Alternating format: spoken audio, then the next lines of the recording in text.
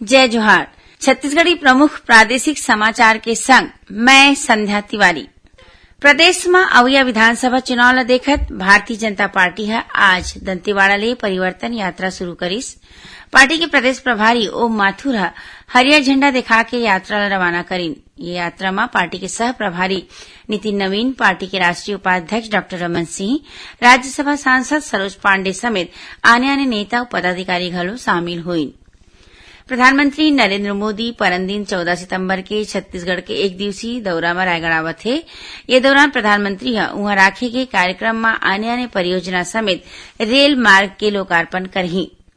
मुख्यमंत्री भूपेश बघेल आज नवा रायपुर में कमर्शियल हब, एरो सिटी और शहीद स्मारक के आधारशिला राखीन।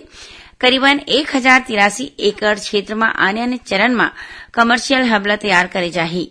उन्हें 13 एकड़ क्षेत्र में शहीद स्मारक की स्थापना करे जाही। एकरे संगे संग माना विमानतल ले लगे बड़ौदा और रामचंडी गांव के करीबन 217 एकड़ क्षेत्र में एरो सिटी विकसित करे जाही। नवा रायपुर के सेक्टर 19 में करीबन 50 करोड़ रुपए के लागत ले छत्तीसगढ़ कृषि भवन बनाए जाही। ये भवन में कृषि ले जुड़े आने विभाग के संचालनालय के ऑफिस एक संग्रह चलही। मुख्यमंत्री आज नवा रायपुर में छत्तीसगढ़ राज्य कृषि विपणन बोर्ड के नवा मंडी भवन के लोकार्पण करी। ये मौका में उमन ये भवन के नाम सरदार वल्लभ भाई पटेल के नाम में करे की घोषणा करी। प्रदेश के जम्मू प्राइवेट स्कूल मन अपन आने मांग लेके 14 सितंबर के कामकाज बंद रखी।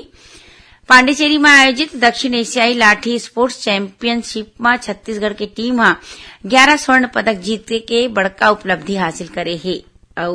एकलव्य आदर्श आवासीय विद्यालय के राज्य स्तरीय सांस्कृतिक प्रतियोगिता में सरगुजा संभाग और साहित्यिक स्पर्धा में बिलासपुर संभाग ला ओवरऑल चैंपियन चुने गए हैं। ये सफलता के आधार में सरगुजा और बिलासपुर संभाग ला अवैया 3 ले 6 अक्टूबर तक देहरादून में राखे गए राष्ट्रीय प्रतियोगिता में शामिल होने के मौका मिली। ये रही अब तक के प्रमुख प्रादेशिक समाचार। जय जोहार।